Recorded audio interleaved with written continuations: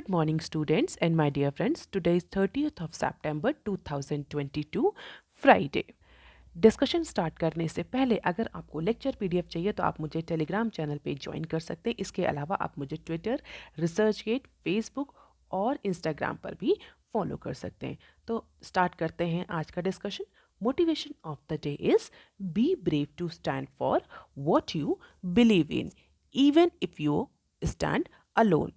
आज के एनालिसिस में हम ये 12 न्यूज़ आर्टिकल्स कवर करेंगे। तो देख लेते हैं आज का पहला न्यूज़ आर्टिकल जो कि बिजनेस स्टैंडर्ड के पेज नंबर 1 पर दिया हुआ है और इसके ही साथ हम पेज नंबर 1 पर दिए हुए 2 आर्टिकल्स और कवर करेंगे। तो देख लेते हैं पहला आर्टिकल क्या है। Current account deficit widen to 2.8% of GDP. So April June के क्वार्टर का जो करंट अकाउंट डेफिसिट है जिसको हम शॉर्ट फॉर्म में कैट बोलते हैं वो अप्रॉक्सीमेटली $23.9 रहा, यानी 2.8% ऑफ जीडीपी, जो कि पिछले क्वार्टर यानी जनवरी से लेकर के मार्च तक का जो क्वार्टर है उस क्वार्टर से अप्रॉक्सीमेटली जस्ट डबल है। पिछले क्वार्टर में यानी इस साल के फर्स्ट क्वार्टर में, not financial year, calendar year के फर्स्ट क्वार्टर में यानी जनवरी से लेकर के मार्च में इंडिया का जो करंट अकाउंट डेफिसिट था वो अप्रॉक्सीमेटली $13.4 बिलियन था, जो कि अप्रैल और जून क्वार्टर में इंक्रीज होकर के $23.9 बिलियन तक पहुंच गया, यानी 1.5% ऑफ जीडीपी से इंक्रीज करके 2.8% ऑफ जीडीपी पहुंच गया है। और अगर पिछले ईयर की बात करें, अगर इसको ईयर ऑन ईयर बेसिस पर कंपैरिजन करें तो 2021 में अप्रैल और जून को क्वार्टर में इंडिया जो था वो करंट अकाउंट सरप्लस की सिचुएशन में था। अप्रॉक्सीमेटली $6.6 बिलियन का सरप्लस था, करंट अकाउंट सरप्लस था इंडियन इकोनॉमी में। और फाइनेंशियल ईयर 22 में दिस डेफिसिट वाज अप्रॉक्सीमेटली 1.2%। तो 21 में इंडिया वाज ऑन सरप्लस, 22 में 1.2% का कैट था और इस अगर फाइनेंशियल ईयर की बात करें तो ये इंक्रीज होकर के 2.8 पहुंच गया है इस क्वार्टर में। And for the first quarter of the current year it is lower than the analyst prediction. Analyst ने कितना प्रिडिक्ट किया था? अप्रॉक्सीमेटली 3% का प्रिडिक्शन किया था। इस बार 2.8% ही रहा, क्योंकि जिस तरीके से इंडियन रुपी डेप्रिशिएट कर रहा था, जिस तरीके से डॉलर का वैल्यूएशन हो रहा था, उसको देखते एनालिस्ट ने कहा था अप्रॉक्सीमेटली 3% का कैट जाएगा, बट जो एक्चुअल कैट रहा वो 2.8% का रहा। और आरबीआई के डेटा के अकॉर्डिंग जो सिग्निफिकेंट इंक्रीज देखने को मिला वो हमें मर्केंटाइज ट्रेड डेफिसिट में देखने को मिला। जो क्वार्टर 1 है फाइनेंशियल ईयर 23 का, उसमें अप्रॉक्सीमेटली $68.6 बिलियन का मर्केंटाइज डेफिसिट रहा, जो कि फाइनेंशियल ईयर 22 के क्वार्टर 4 यानी जनवरी टू मार्च क्वार्टर में अप्रॉक्सीमेटली $54.5 था। तो 54.5% से इंक्रीज होकर के 68.6% तक पहुंच गया है मर्केंटाइज ट्रेड डेफिसिट, जिसकी वजह से जो कैट है ये वाइडन होता हुआ दिख रहा है as per the RBI data. और जब से रशिया यूक्रेन क्राइसिस स्टार्ट हुआ है उसके बाद से इंडिया कंटिन्यूअसली अपने इंपोर्ट बिल में अपवर्ड प्रेशर फील कर रहा है because of the depreciation in Indian currency apart from the sharp rise in the prices of commodity all across the globe. अगर इस पूरे फाइनेंशियल ईयर की बात करें यानी 1 अप्रैल से लेकर के अगस्त तक के टाइम पीरियड को देखें तो उसमें जो इंडिया का ट्रेड डेफिसिट है वो अप्रॉक्सीमेटली $125.22 बिलियन तक रेज किया, जो कि सेम टाइम में, अगर सेम टाइम देखें पिछले लास्ट ईयर में तो ये अप्रॉक्सीमेटली $53.78 बिलियन था। तो 53 से इंक्रीज होकर के 125 तक पहुंच गया है हमारा ट्रेड डेफिसिट सेम पीरियड पिछले साल के कंपैरिजन में। रीजन बिहाइंड अगर हम देखें रुपी तो अप्रॉक्सीमेटली 9.2% तक अभी तक डेप्रिसिएट हुआ है, जिसका इम्पैक्ट हमारे सीधे सीधे इंपोर्ट्स बिल में देखने को मिल रहा है। ये तो बात रही मर्केंटाइज, जैसा कि अभी मैं डिस्कस है कि जो मेजर वाइडनिंग दिख रही है that is because of merchandise trade deficit. अगर सर्विसेज ट्रेड की बात करें तो क्वार्टर ऑन क्वार्टर बेसिस पर भी और ईयर ऑन ईयर बेसिस पर भी सर्विस रिसीट्स जो हैं वो इंक्रीज हुई। इट मीन सर्विस जो एक्सपोर्ट है वो इंडिया का इंक्रीज हुआ है अप्रॉक्सीमेटली 35.4% से ईयर ऑन ईयर बेसिस के कंपैरिजन में। और मेजरली जो सर्विसेज में हमें इंक्रीज देखने को मिला है वो कंप्यूटर, बिजनेस, ट्रांसपोर्टेशन और ट्रैवल सर्विसेज के केस में देखने को मिला सेक्टर में। यहीं पर हमें जो रिसीट्स हैं वो पॉजिटिवली इंक्रीज हुई हैं। तो जो हमारा ट्रेड डेफिसिट है गुड्स का वो वाइडन हो रहा है, लेकिन जो सर्विसेज हैं उसमें ग्रोथ देखने को मिल रही है। This is the scenario in terms of dollar billion Red bar indicates the trade deficit. Blue bar indicates the current account deficit for financial quarter 1 of financial year 23, quarter 4 of financial year 22 और quarter 1 of financial year 22. Comparative study कर सकते हैं easily. And this is a comparison on the basis of financial year 21 and 22. और इसी को लेकर के जो जिस तरह से एक्सटर्नल इम्बैलेंसेस हो रहे हैं, जिस तरीके से इंपोर्ट बिल हमारा बढ़ रहा है, हमारा फॉरेन एक्सचेंज रिजर्व डिप्लीट हो रहा है, कैड इंक्रीज हो रहा है, ट्रेड डेफिसिट इंक्रीज हो रहा है, उसको देख करके गवर्नमेंट ऑफ इंडिया कहीं ना कहीं अपनी एक्सपेंसेस को मैनेज करेगी। तो सेंट्रल गवर्नमेंट ने डिसाइड किया है कि इस फाइनेंशियल ईयर यानी फाइनेंशियल ईयर 23 का जो बोरोइंग टारगेट था उसको रिड्यूस किया जाएगा। तो अप्रॉक्सीमेटली 10,000 करोड़ का बोरोइंग टारगेट कम या बोरोइंग कम करेगी गवर्नमेंट इस फाइनेंशियल ईयर में। तो अप्रॉक्सीमेटली 10,000 करोड़ का रिडक्शन किया है बोरोइंग में, बोरोइंग टारगेट में। इसके एक तो गवर्नमेंट को फिजिकल डेफिसिट पर, इंटरनल इम्बैलेंसेस पर काम कर रहे हैं। इसके अलावा जो दूसरा इंपॉर्टेंट रीज़न है इस टारगेट को रिड्यूस करने का, जो कि गवर्नमेंट ने अप्रॉक्सीमेटली 14.21 कर दिया है, गवर्नमेंट का कहना है कि जो टैक्स कलेक्शन है इस अभी तक का वो रोबोस्ट टैक्स कलेक्शन हुआ, जिसकी वजह से गवर्नमेंट के जो रिवेन्यू है वो ऑलरेडी इंक्रीज होगा। जो एंटिसिपेशन गवर्नमेंट ने किया था उससे ज़्यादा रिवेन्यू कलेक्शन हुआ है। तो इसलिए गवर्नमेंट जो बोरोइंग है उसको रिड्यूस कर रही है, बोरोइंग का जो प्लान है उसको रिड्यूस कर रही है। और अक्टूबर से लेकर के मार्च तक गवर्नमेंट जो है अप्रॉक्सीमेटली जो टोटल बोरोइंग टारगेट है उसका 41.6% बोरो करेगी, जिसमें इंपॉर्टेंटली गवर्नमेंट ग्रीन बॉन्ड्स के थ्रू फंड को रेज करेगी as per the finance ministry. तो 10,000 करोड़ की बोरोइंग रिड्यूस करी है। प्रॉबेबली गवर्नमेंट का जो फिजिकल डेफिसिट है वो इस बार टारगेट में आ जाए। अब देख लेते हैं नेक्स्ट क्लिप जो कि पेज नंबर 1 पर ही दी हुई है। India Inc to government curb non essential imports. तो जिस तरीके से हमारे इम्पोर्ट बिल बढ़ रहे हैं, जिस तरह से उसका इम्पैक्ट हमारे एक्सटर्नल बैलेंसेस पर पड़ रहा है, उसी तरह से इसका इम्पैक्ट डेप्रिशिएटिंग इंडियन रुपी और increasing or the valuation of dollar is impacting the functioning of our Indian companies. तो इंडियन कंपनीज के जो लीडर्स हैं, जो रिप्रेजेंटेटिव्स हैं, उन्होंने गवर्नमेंट से बोला है कि जिस तरीके से इंडियन रुपी स्लाइड कर रहा है अगेंस्ट यूएस डॉलर, उसको लेकर के गवर्नमेंट को इमीडिएट रेमेडियल स्टेप्स लेने चाहिए, otherwise it will impact the Indian economy more negatively as per the one survey conducted by Business Standard. और approximately 67% of participants has said that tumbling Indian rupee has affected their operations since raw material has become very costly। और वो immediate price increase जो है वो customer को pass on नहीं कर सकते, क्योंकि मार्केट में अभी रिकवरी स्टार्ट हुई है, तो डिमांड जो है बहुत ज़्यादा इलास्टिक है प्राइस के अगेंस्ट में। तो जैसे ही अगर प्राइस इंक्रीज होता है तो उसका इम्पैक्ट हमें डिमांड पर देखने को मिलेगा, हमारी रिकवरी पर देखने को मिलेगा, हमारी प्रॉफिटेबिलिटी पर देखने को मिलेगा। So government should take the measure. क्या क्या मेजर गवर्नमेंट को लेने चाहिए? एज पर द सीईओ और participants of this particular poll, the government should impose limit on the import of non-essential goods and expedite the dollar remittance for exporters। it means जो remittances हैं, remittances की जो process है उसको आसान कर दीजिए, जैसे कि ज़्यादा से ज़्यादा रेमिटेंसेस आए इंडिया में, ज़्यादा से ज़्यादा डॉलर आए इंडिया में। इसके अलावा जो नॉन इसेंशियल इंपोर्ट्स हैं, ऐसे इंपोर्ट्स कमोडिटी जो कि नॉन इसेंशियल हैं, जो कि इंडिया में अवेलेबल हैं, जिनके ऑल्टरनेटिव, जिनके सब्सटीट्यूट, उनका इंपोर्ट रिस्ट्रिक्ट कर दिया जाए, उनके इंपोर्ट पर थोड़ा सा रिस्ट्रिक्शन या कैपिंग लगा दी जाए। इसके अलावा फॉरेन इन्वेस्टमेंट को लेकर के भी नॉर्म्स को ईजी किया जाए। तो 3 मेजर्स बोले गए, नॉन इसेंशियल कमोडिटीज़ के इंपोर्ट को रिड्यूस कर देना, फाइनेंशियल फॉरेन इन्वेस्टमेंट के कोई जो नॉर्म्स हैं उनको ईज आउट करना, जैसे कि फॉरेन इन्वेस्टमेंट बढ़े, और इसके अलावा जो एक्सपोर्टर, तो जो बाहर काम करने वाले इंडियन नेशनल से जो रेमिटेंसेस घर भेज रहे हैं, उस रेमिटेंसेस के प्रोसेस को भी ईज आउट कर देना, जिससे कि डॉलर की सप्लाई इंडिया में इंक्रीज होगी। और अगर सप्लाई इंक्रीज होने की वजह से प्रॉपर्ली जो इंडियन रुपी है वो थोड़ा सा स्टेबलाइज हो सकता है as per the participants of this survey. अब देख लेते हैं article number 5 that is given on page number 4 of business standard। banks increase rate on bulk deposits as liquidity tighten। तो आरबीआई के इंटरवेंशन की वजह से, मॉनेटरी पॉलिसी टाइटनिंग की वजह से इंडियन मार्केट में, इंडियन बैंकिंग सिस्टम में जो लिक्विडिटी है वो कंटिन्यूअसली श्रंक कर रही है। अगर आप रेगुलरली न्यूज़ चैनल फॉलो कर रहे हैं तो आपको पता होगा, हमने ये न्यूज़ भी कवर करी थी।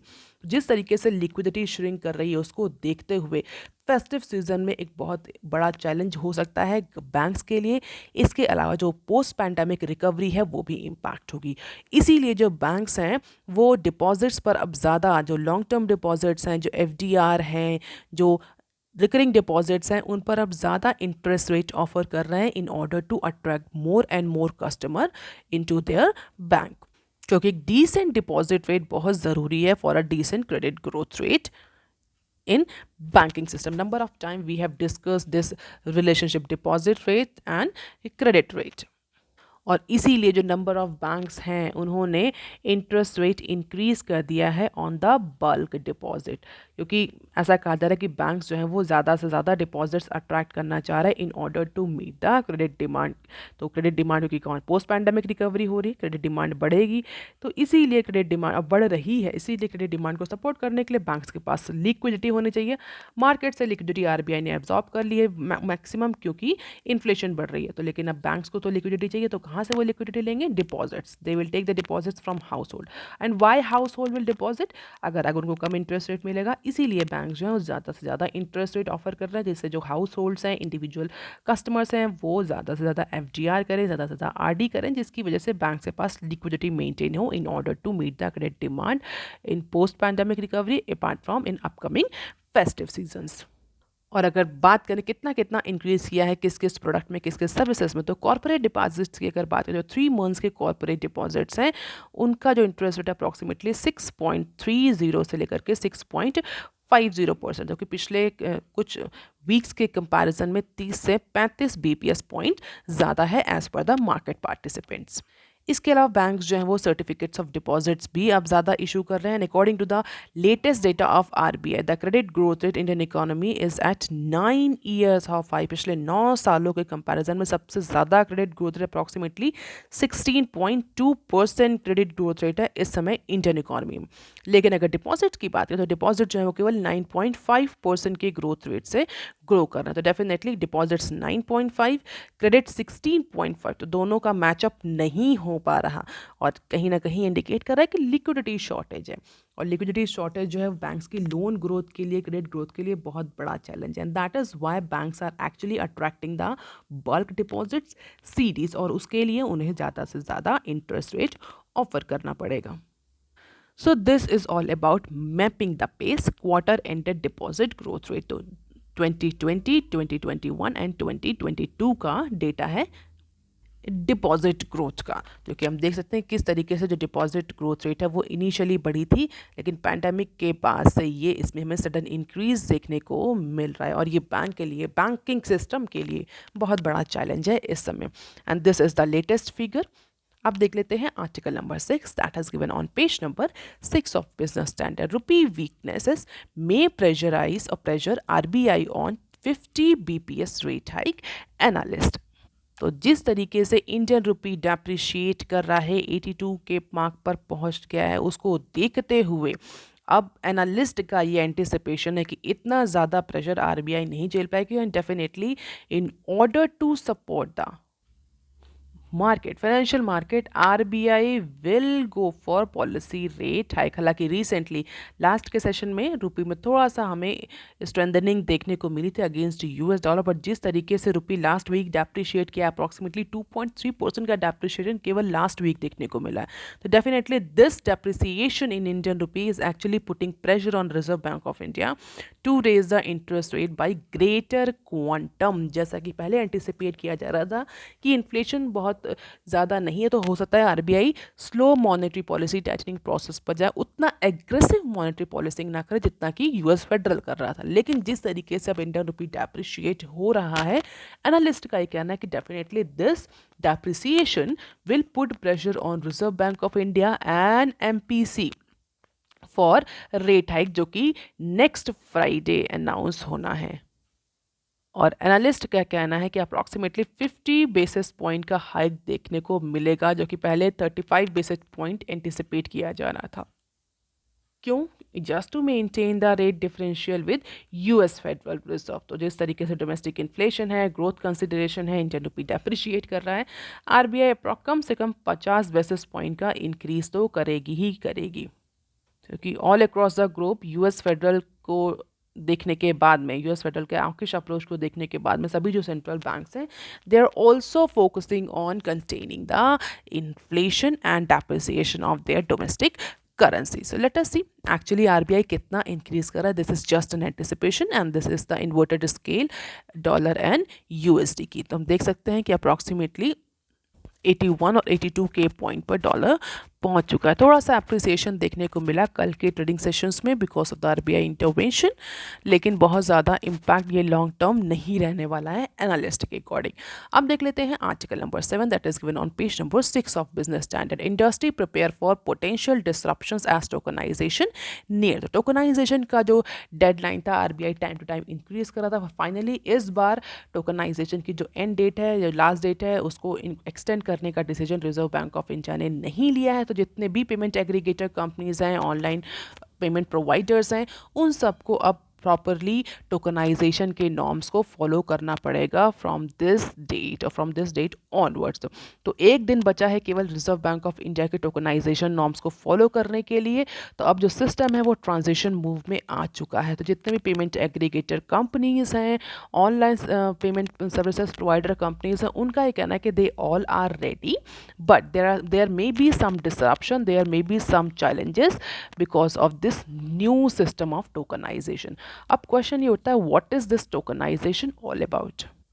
टोकनाइजेशन समझने से पहले हमें ये समझना जरूरी है क्यों आरबीआई ने टोकनाइजेशन लाया. तो आरबीआई के अकॉर्डिंग टोकनाइजेशन से जो इंडिविजुअल कस्टमर है उसको पेमेंट करने में ज़्यादा आसानी रहेगी. इसके अलावा टोकनाइजेशन के बाद जो सिक्योरिटी है ऑनलाइन डेटा की, जो कस्टमर के बैंक डिटेल्स की, क्रेडिट डिटेल्स की, वो भी ज़्यादा सेफ होगी, ज़्यादा सिक्योर होगी. यानी जो डेबिट कार्ड और क्रेडिट कार्ड के ट्रांजैक्शंस हैं वो पहले के कंपैरिजन में ज़्यादा सेफ हो जाएंगे. Now what is this tokenization? It is basically the process of replacing the card holders sensitive information with the unique identifier or with a unique code that cannot be mathematically reversed. So the data are processed through different payment gateways without the card details being exposed. तो जो actual payment data है वो securely store हो जाएगा किसी भी data centre में जो गवर्नमेंट ने ऑथराइज किया. इट मीन्स कंज्यूमर के जो डेबिट कार्ड्स होते हैं, क्रेडिट कार्ड्स होते हैं, उनकी जो डिटेल्स हैं उनको टोकनाइज कर देना, उनकी सीक्रेट इन्फॉर्मेशन को टोकनाइज कर देना, एक नंबर से रिप्लेस कर देना. जैसे कि जब भी कस्टमर कोई भी ट्रांजेक्शन करे डेबिट और क्रेडिट कार्ड्स के थ्रू, तो उसको अपने कार्ड डेटा की डिटेल्स ना डाल के सिर्फ अपना टोकन नंबर डालना पड़ेगा. टोकन नंबर से वो आइडेंटिफाई हो जाएगा या जैसे अ पर्टिकुलर कस्टमर और ये ट्रांजैक्शन कर रहा है. तो कार्ड डिटेल्स जो है, डेबिट कार्ड, क्रेडिट कार्ड के जो डिटेल्स हैं, सीवी नंबर, नाम और जो अदर नंबर्स होते हैं वो सेव नहीं होंगे. जैसे कि जो जो फ्रॉड के केसेस होते हैं, जो साइबर क्राइम होते हैं, ये रिड्यूस हो जाएंगे. जो साइबर फ्रॉड होते हैं कि पैसा निकल जाता है अकाउंट से, पता नहीं चलता, all these will be reduce. तो tokenisation is for better security of customer data. Most of the cases में क्या होता है, तो लास्ट 4 डिजिट्स होती हैं कार्ड नंबर की, उसको रिप्लेस कर दिया जाता है एक टोकन नंबर से. And that will also enable the customer as well as the merchant for doing it for running its operation without any card data in a business environment. अब इसका इम्पैक्ट क्या पड़ता है. जो पेमेंट एग्रीगेटर कंपनीज हैं, जो जीपे और Paytm है, ये सब आपका कार्ड डेटा स्टोर करके रखते हैं, कार्ड डेटा लिंक करके रखते हैं. अब उनके लिए प्रॉब्लम है क्योंकि आरबीआई के नए नॉर्म्स के according they can not save the sensitive customer information like complete card number, card verification value number, CVV number और डेट ऑफ एक्सपायरी, ये सब आप स्टोर नहीं कर सकते. तो जो हम ट्रांजैक्शन जीपे में तुरंत इमीडिएटली कर लेते हैं, पेटीएम में तुरंत इमीडिएटली कर लेते हैं क्योंकि हमारे उनसे कार्ड लिंक होते हैं. अब ये लिंक क्योंकि पॉसिबल नहीं है आरबीआई के नए नॉर्म्स के अकॉर्डिंग, तो अब टोकनाइजेशन करना पड़ेगा. और यही टोकनाइजेशन पेमेंट एग्रीगेटर कंपनीज को प्रॉब्लम दे रहा है. उनका ये कहना है कि बहुत सारे इश्यूज आ सकते हैं क्योंकि इंडस्ट्री इंसाइडर के अकॉर्डिंग अभी इस टोकनाइजेशन का इंडिया में प्रॉपर टेस्टिंग नहीं हुई है. सर्टन केसेस में इसकी टेस्टिंग नहीं हुई, ट्रांजेक्शन्स नहीं हुए. तो प्रॉपरली क्या कम्युनिकेशन में प्रॉब्लम आएगी, क्या टोकनाइजेशन में प्रॉब्लम आएगी, क्या प्रोसेस से प्रॉब्लम आएगी, ये आगे आने वाले टाइम में देखने को मिलेगा। Although Reserve Bank of India and companies are prepare, merchants are also prepare for all these details, all these new processes, but this process or this new system is challenging in India as per the industry insider। तो अब जितने भी जो merchant हैं, payment aggregator companies हैं, online service provider, payment service provider, उन्होंने जितनों ने भी कस्टमर का कार्ड डेटा सेव करके रखा है, अब उन्हें वो कार्ड डेटा हटाना पड़ेगा अपने सर्वर से और उसे टोकन से रिप्लेस करना पड़ेगा। And that is a very challenging process, although it will enable a secure payment and definitely future transactions जो हैं वो without sensitive information लीक किए हुए हो जाएंगे। तो जो कार्ड नेटवर्क जैसे कि visa, master card, RuPay, Indian express and card issuer dot or will have access to the customer card detail from these token। तो कुछ ही कंपनीज को, कुछ जो कार्ड प्रोवाइडर कंपनी से केवल वो ही कस्टमर का डेटा एक्सेस कर पाएंगी। जो पेमेंट एग्रीगेटर कंपनीज, जो अदर बैंक्स हैं, वो कस्टमर का कार्ड डेटा एक्सेस नहीं कर पाएंगे आफ्टर दिस टोकनाइजेशन प्रोसेस। पहले इसकी जो डेडलाइन थी वो जनवरी 1 थी। इंडस्ट्री के रिक्वेस्ट पे रिजर्व बैंक ऑफ इंडिया ने इसको 6 मंथ के लिए एक्सटेंड कर दिया था और लास्ट डेट जो थी वो 30th of September थी, यानी अक्टूबर 1 से अब ये टोकनाइजेशन जो है वो रूल जो है वो इम्प्लीमेंटेशन में आ जाएगा। System is 99% ready, but there are some issues certain verticals are facing. अब देखना है कि एक्चुअली में जो इम्प्लीमेंटेशन के बाद क्या इशूज़ आते हैं। अब देख लेते हैं some other news clips. IT attrition rate at 25%, trend to remain TeamLease. Indian IT sector हमेशा से एट्रिशन को लेकर के बहुत ज़्यादा न्यूज़ में रहता है। It's a very high attrition rate industry. जो अभी का फिलहाल के लिए इंडियन IT इंडस्ट्री का जो एट्रिशन रेट है वो रिकॉर्ड हाई पर पहुंच गया। दैट इज 25.2% एट्रिशन रेट है। What is employee attrition rate? Number of employees leaving a particular organization within specific period of time. एक स्पेसिफिक पीरियड ऑफ टाइम में कितने एम्प्लॉय उस ऑर्गेनाइजेशन को छोड़ करके जा रहे हैं, से बोलते हैं एम्प्लॉय एट्रिशन, और इसको एम्प्लॉय टर्नओवर भी बोला जाता है। तो IT इंडस्ट्री में, ओवरऑल IT इंडस्ट्री का जो एवरेज है 25% है। इसका मतलब 100 में से 25 एम्प्लॉय हर साल हर IT कंपनी को छोड़ करके जा रहे हैं। इट मीन्स जॉब होपिंग्स जो है वो बहुत ज़्यादा है। मून लाइटनिंग के भी केसेस हमें IT इंडस्ट्री में देखने को मिल रहे हैं। Reason behind it, IT industry में बहुत ज़्यादा प्रेशर होता है, उस प्रेशर को हैंडल नहीं कर पाते जो इंडिविजुअल एम्प्लॉयज़ होते हैं, तो वो बेटर अपॉर्चुनिटीज़ के लिए ज़्यादा जॉब होपिंग्स करते हैं। कई बार तो जो फीमेल वर्कर्स हैं वो सेक्टर ही छोड़ करके दूसरे सेक्टर में मूव करते हैं। That is why the attrition rate is very high. Apart from it, जो कॉन्ट्रैक्ट स्टाफिंग है वो भी बहुत ज़्यादा है इस इंडस्ट्री में, उसकी वजह से भी एट्रिशन बहुत ज़्यादा होता है। और अगर कॉन्ट्रैक्ट स्टाफिंग इंडस्ट्री की बात करें तो उसने अप्रॉक्सीमेटली 50% का एट्रिशन रेट प्रेडिक्ट किया है for financial year 23 in comparison to financial year 22। तो जो कॉन्ट्रैक्ट स्टाफिंग इंडस्ट्री उसमें 50% का एट्रिशन, मतलब 100 में से आधे एम्प्लॉय हर साल छोड़ करके जा रहे हैं। और जो सर्वे है उसके अकॉर्डिंग अभी फ़िलहाल के लिए ये जो एट्रिशन रेट है ये रिमेन सेम रेट पे ही रहेगा। कंपनीज़ की जो पॉलिसीज़ हैं, पेमेंट है, फ्लेक्सिबिलिटी, वर्क फ्लेक्सिबिलिटी है, वो कंपनीज़ को इम्प्रूव करनी पड़ेगी in order to retain the talent. क्योंकि जो नॉन टेक्नोलॉजी कंपनीज हैं वो इस तरह की company policies, payment, flexible working system, इन सब पे काम कर रहे हैं, जिसकी वजह से और उनमें कम प्रेशर भी है, कम स्ट्रेस भी है in comparison to IT sector, and that is why this job hopping is there. अब देख लेते हैं next clip. 80% of infotech employ need better reason to go to the office. Covid के ड्यूरेशन में जो work from home facility start हुई थी उसको लेकर के अब कई एम्प्लॉयज रिलेक्टेंट हो गए। They do not want to go back to the office, more specifically IT sector में, क्योंकि उनका ये मानना है कि जब उनके सारे काम घर से हो रहे हैं तो why they should go office. तो अभी रिसेंट सर्वे के अकॉर्डिंग जो इंडियन IT कंपनीज है उसके एम्प्लॉयज़ का ये कहना है कि उनको ऑफिस जाने के लिए एक बेटर रीज़न चाहिए। ये सिर्फ ये रीज़न काफ़ी नहीं है कि कोविड-19 खत्म हो गया है, so they should resume the office. If they are working properly with their homes, then why they should go to the office? So 80% employees जो हैं they are reluctant to go to the office. 20% ही केवल हैं जो office सब जाना चाहते हैं, physical premises में जाना चाहते हैं. So these are the key highlights of this survey. If you are interested, you can read it. Let us see the next article. Some small saving schemes see up 30 basis point hike. तो government के जो कुछ small saving schemes हैं उसमें government ने rate hike किया है, policy rate hike किया है, या बोल सकते हैं इंटरेस्ट रेट हाइक किया है. तो अप्रॉक्सीमेटली 12 ऐसी स्मॉल सेविंग स्कीम्स हैं जिनमें जो जनवरी 2019 से गवर्नमेंट उसमें इंटरेस्ट रेट हाइक कर रही. तो अप्रॉक्सीमेटली 30 BPS का इंटरेस्ट रेट गवर्नमेंट ने इंक्रीज करने का सोचा. जो अदर स्कीम्स हैं फिलहाल के लिए उनके रेट जो हैं वो अनचेंज्ड हैं. तो जो स्मॉल सेवर्स हैं, फार्मर्स हैं, सीनियर सिटीजन्स हैं, उनके लिए जिस तरह से इन्फ्लेशन बढ़ रही, तो इन्फ्लेशन में उन्हें थोड़ा सा हेल्प मिलेगी एज पर द गवर्नमेंट। तो बेसिकली जो मार्जिनलाइज पुअर सेक्शन और जो वल्नरेबल सेक्शन है, उसके लिए गवर्नमेंट ने स्मॉल सेविंग स्कीम्स में 30 बेसिस पॉइंट का इंटरेस्ट रेट इंक्रीज किया। कौन कौन से स्कीम अगर हम देखें तो these are the deposit scheme, 1 year की, 3 ईयर्स की, 5 ईयर्स की, मंथली। किन तरह के स्कीम? सुकन्या समृद्धि हो गई, किसान मित्र पत्र हो गया, पीपीएफ हो गया, नेशनल सेविंग सर्टिफिकेट हो गया। तो इन सब तरह की जो स्कीम्स हैं, सीनियर सिटीजन सेविंग स्कीम्स, इन सब में गवर्नमेंट ने अप्रॉक्सीमेटली 30 बीपीएस पॉइंट का इंक्रीज किया in order to support this segment. अब देख लेते हैं next clip. Government not keen on inclusion in global bond indices. बहुत टाइम से ये न्यूज़ फ्लोट हो रही है कि गवर्नमेंट और आरबीआई कंटिन्यूसली चाह रहे हैं कि जो इंडिया की स्टॉक मार्केट है, जो इंडिया के स्टॉक बेंचमार्क इंडाइसेस हैं, वो ग्लोबल इंडाइसेस में उनको लिस्ट किया जाए। बट यहाँ पर हमारी फाइनेंस मिनिस्टर ने क्लियर कर दिया कि वो कीन नहीं है। Government, Indian government is not very keen for including there instrument into global bond indices. तो बहुत ज़्यादा इस चीज़ को लेकर के स्पेकुलेशन करने की ज़रूरत नहीं है। Government is not keen on India's inclusion in global bond market. तो स्पेशली बॉन्ड मार्केट को लेकर के फाइनेंस मिनिस्ट्री ने बोला है कि हम बहुत ज़्यादा कीन नहीं है एज ऑफ नाउ, और किसी भी तरह का कोई भी डायलॉग, कोई भी डेलिब्रेशन, कोई भी डिस्कशन, कोई भी नेगोशिएशन किसी भी इंडिविजुअल रिप्रेजेंटेटिव से नहीं किया जा रहा है। तो इंडिया के जो बॉन्ड्स हैं, जो जी सिक्योरिटीज़ हैं, उनको लेकर के फिलहाल के लिए जो ग्लोबल लिस्टिंग का जो स्पेकुलेशन चल रहा था, उसको क्रैश कर दिया है गवर्नमेंट ने।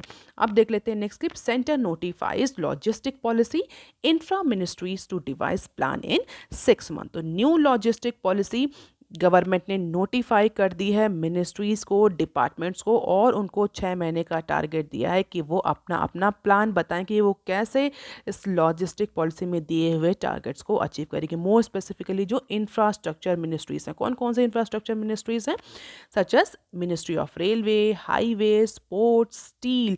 तो ये जो सीमेंट, इस तरह की जो इंडस्ट्रीज हैं, इंफ्रास्ट्रक्चर मिनिस्ट्रीज बोलते हैं, जो इसके पर्टिकुलर मिनिस्ट्री के अंडर में आते हैं। इन सबको टारगेट दिया गया, इन सबको बोला गया कि they should prepare the sector specific plan to increase the logistic efficiency in consultation with various stakeholder. तो 6 महीने का टाइम दिया गया है नेशनल लॉजिस्टिक पॉलिसी NLP को एग्जीक्यूट करने के लिए। Department for Promotion Industry and Internal Trade ने नोटिफाई किया है अपने सर्कुलर में। फॉर एग्जाम्पल, जैसे कि मिनिस्ट्री ऑफ रोड ट्रांसपोर्ट और हाईवेज को बोला गया है कि वो प्लान ले डाउन करे, एक्शन प्लान ले डाउन करे for the development of digital system to trace and complete the visibility of the cargo and reduce the compliances burden on roads and truck movement. तो इस तरह के जो बहुत सारे जो नए मॉडिफिकेशनल टेक्नोलॉजीज आ रही, उनको लेकर के कैसे मिनिस्ट्री ऑफ रोड ट्रांसपोर्ट अपना प्लान एग्जीक्यूट करेगी, उसका सारा खाका गवर्नमेंट को प्रोवाइड किया जाए। इसी तरीके से जो अदर सेक्टर्स हैं, अदर मिनिस्ट्रीज हैं, उनको भी प्लान दिया गया है कि वो अपने अपने टाइम दिया गया, अपने अपने प्लान सेटअप करें, और जो जो नई लॉजिस्टिक पॉलिसी आई है उसको पीएम गति शक्ति से लिंक किया जाए, जिससे कि जो integrated multi modal connectivity system government तैयार करना चाह रहा है थ्रू अंडर गति शक्ति, उसको जल्दी से जल्दी अचीव कर लिया जाए। तो जितने भी इंट्रा मिनिस्ट्रीज हैं उनको टारगेट दे दिया गया। आप देख लेते हैं next clip. Global innovation index, India up 6 spot, first time in top 40। तो इंडिया जो है वो 40th पोजीशन पर पहुंच गया है अप्रॉक्सीमेटली 132 कंट्रीज की लिस्टिंग में। कौन सी लिस्टिंग है? Global innovation index. तो ग्लोबल इनोवेशन इंडेक्स जहां पर 132 कंट्रीज को लिस्ट किया गया है, उन्हें इंडेक्स किया गया, जिसमें इंडिया की पोजीशन 40th पॉइंट आई है। इंडिया 6 मार्क ज़्यादा है, and this is the first time India ने ग्लोबल इनोवेशन इंडेक्स, जो कि वर्ल्ड इंटेलेक्चुअल प्रॉपर्टी ऑर्गेनाइजेशन विपो पब्लिश करता है, इस इंडेक्स में, इस कैटेगरी में 40th पोजीशन में इंडिया ने अपने पोजीशन बनाई। पहली बार इंडिया 40 कंट्रीज, टॉप 40 कंट्रीज की लिस्ट में आया है। पिछले साल के कंपैरिजन में 6 पॉइंट्स ज़्यादा है, and this is mainly due to the improvement in India's ICT services export, venture capital recipients value, as well as the finance for startups. तो जिस तरीके से स्टार्टअप्स और हमें यूनिकॉर्न्स का डेवलपमेंट देखा है इंडिया में, उसको देखते हुए इंडिया को इस बार 6 स्पॉट्स का इम्प्रूवमेंट देखने को मिला है। So that is all for today students. If you want lecture PDF, you can join my Telegram channel. If you have any query and suggestion, you can write on comment section below. Please like, share and subscribe. Thank you.